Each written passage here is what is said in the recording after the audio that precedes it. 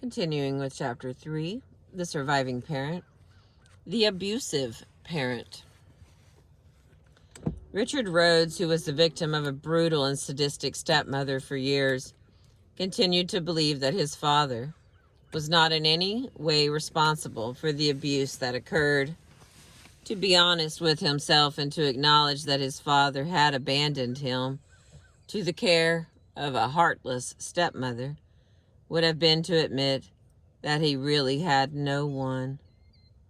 He writes, "Then and for many years afterward, I refused to acknowledge Dad's complicity in what had happened to us. To do so would have meant also to acknowledge that the hole in my childhood could never be filled. I see that now. I couldn't then. I craved a loving, protective father." Occasionally, the stress of loss turns an otherwise benign parent into an abuser. What happens more often is that the loss of the parent who functioned as mediator and protector unleashes the tyranny of the abusive parent. Without the intervention and the oversight of the now deceased parent, the abusive parent is free to do as he or she wishes. There are no checks, no balances, no controls. When Jonah's mother died, he remembers he thought, "Oh my God, I have no one to protect me now." His father had always been critical and abusive. But Jonah's mother had routinely interceded on her son's behalf. She had calmed her irritated and irritable husband and had found a way to deflect his anger away from his only son. Jonah recalls, "I always knew that my father did not love me. I just thought that I didn't need his love because I was so sure of my mother." Once he was left alone with his father, Jonah felt panicked that he would now have to earn at least the respect, if not the love, of his tyrannical father. Although he was physically abusive and would routinely beat Jonah and his sister, Jonah's father's worst crimes were the psychological abuse he perpetrated against his children. Jonah recalls, "He destroyed my image of myself as a brave and truthful person." Repeatedly, Jonah's father would accuse him of some offense that Jonah had not committed. His father would rage and scream, calling Jonah a liar and beating him across the shoulders and the back. Eventually, Jonah would tell the truth. However, since he had not been lying in the first place, telling the truth actually meant telling a lie. Jonah would have to betray himself in order to stop his father's abuse. He likened his experience to the kind of torture that prisoners in a POW camp experience. Not only are they beaten, but they must deny their reality in order to appease the aggressor. Jonah's father was unable to tolerate any competition from his son. As his son grew and matured, Jonah's father repeatedly called him weak, stupid, and cowardly. Whenever Jonah would find some quiet time to study, his father would purposely interrupt him. Jonah was convinced that his father did not want him to succeed because he could not tolerate the competition of a successful son. When he was 16, Jonah remembers beating his father at handball for the first time. His father was so enraged that he refused to speak to Jonah for a week. And when he finally started talking, he ranted and raved at Jonah for his many character flaws. Having known the love of a nurturing and supportive mother, Jonah could not comprehend how a father did not want his own son to become competent and strong. Until he finally left home at the age of 16 to go to college, Jonah continued to be the object of his father's anger and abuse. Although he was freed from day-to-day contact when he moved away to go to college, Jonah continued to return home during vacations, each time hoping it would be better and hoping he would find some way not only to appease his father, but to win his father's affection and love. After graduating from college, Jonah entered law school. He was excited about pursuing law and about entering the profession that his father also practiced. Once again, though, his decision met with his father's disapproval. His father told him that law was a terrible profession and that anyone with any brains would seek another career. In his second year of graduate studies, Jonah came home and announced to his father that he planned to get married. His father, without even meeting the young woman in question, immediately objected. He told his son, "You are clearly crazy, and this tells me that you will never make a good lawyer. I am going to call your dean and have you thrown out of school." Once again, Jonah's father was attempting to crush his efforts to find love and happiness. Jonah returned to law school, dejected and almost beaten. He approached the dean, however, and found that even if his father withdrew financial support, he would not need to leave school. Jonah applied for a series of loans and scholarships, continued with his plans to marry, and severed all contact with his father. Although he has felt a sense of loss and emptiness over the death of his mother, Jonah's greatest pain comes from the abuse he experienced at the hands of his father.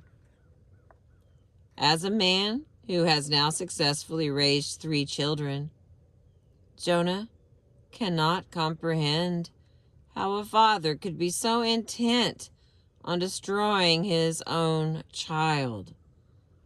At several important occasions throughout his life, Jonah has regretted that he never reconciled with his father, and that his father was not the kind of man who could have shared in his joy and his happiness. Jonah knows that he would not have had a loving father even if his mother had lived. However, he is quite sure that his mother would have been able to continue to exert her calming influence and would have saved him from some of the worst abuses his father committed. At the very least, he would have continued to feel her love and approval, which would have stood as a counterweight to his father's damaging criticism. In other cases, the parent who becomes abusive following the death of a spouse was not always an abuser. For some, the pressures of being a solo parent and a sole provider are overwhelming. Often, these parents feel panicked and anxious, unable to control the world in which they must now be competent.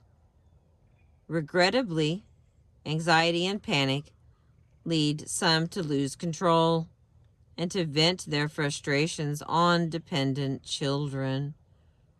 Often when life settles down, these abusers return to being benign parents, only to be filled with tremendous remorse and guilt for their behavior.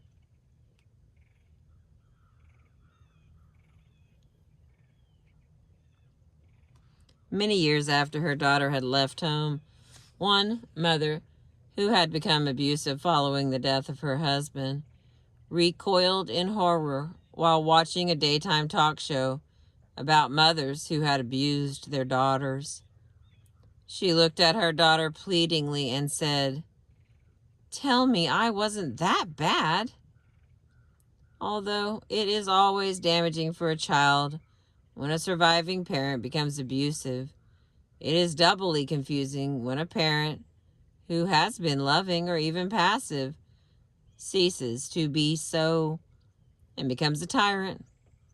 The child must then contend not only with the loss of one parent and the abuse of another, but also with the confusing reality that nothing is as it appears to be.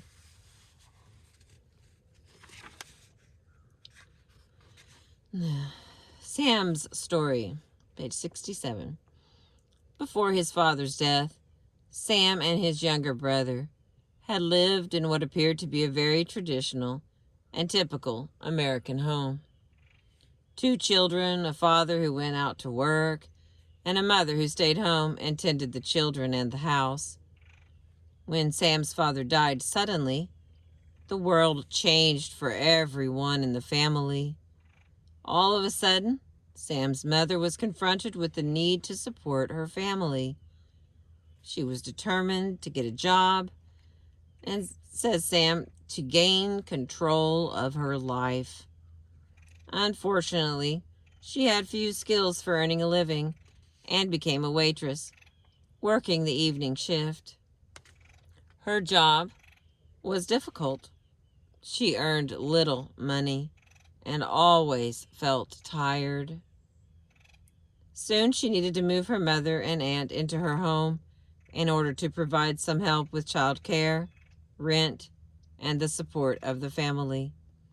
Both her mother and aunt began treating her once again like a dependent child. Sam's mother had been a wife and mother, the woman of the house, and now she was being told by her own mother how she should do things and how she should run her home. Although she managed to function marginally for a few years, Sam's mother became increasingly stressed and increasingly distraught. She was often irritable and angry with her sons and frequently would remind them of how much she was doing for them and how much she was sacrificing on their behalf. After 4 years of living without a husband, Sam's mother met a man she thought she might be able to marry.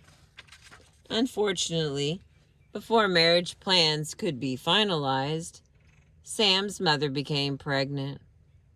Within 9 months, she had given birth to twins, quit her job, and moved her unemployed boyfriend into the family home. At this point, her life seemed completely out of control. Sam's mother's tenuous hold on maintaining the structure of her family life began to slip. She became irrational and abusive, and her twin babies were the object of her abuse. As they grew and became more willful and unmanageable, she would hit them, scream at them, tell them how bad they were, force them to sit for long periods of time in a chair with their hands tied behind their backs, and humiliate them when they failed to toilet train easily. The torture and torment for Sam came in having to witness the abuse of these young children. He likened himself to a Jewish guard at Auschwitz. He himself was not in danger, yet he was a collaborator in the torture and degradation of others. Part of Sam's assignment as a young adolescent was to assist in the care of the twins. At times, he would try to be nice and kind. At other times, he found himself being as harsh as his mother. When this would happen, he would hate himself and felt even worse. Sam recalls that he knew something was very wrong in his home, yet he did not know what to do. He felt too young himself at age 13 to deal with the problem. He tried to tell his aunt and grandmother, but they told him to be quiet. He did not know that he could tell people at school and perhaps gain some relief for his family. He remembers feeling as if he were dying inside when on one occasion he witnessed his mother break the arm of one of the children. As he grew into adolescence, Sam describes himself as one dismal individual. He rarely bathed, never combed his hair, and scowled all the time. He looked like a monster because he felt monstrous on the inside. He says, "I was one tough, mean misfit at school. Very strong, very scary, yet totally afraid on the inside." Sam struggled with issues of power and abuse. He was so afraid of hurting anyone because he had seen terrible abuse of vulnerable children on the part of his mother. Repeatedly, Sam thought about his father and lamented that he had no one to teach him right from wrong. As he entered high school, Sam began reading voraciously books on all of the world's great religions. He felt desperate for moral guidance.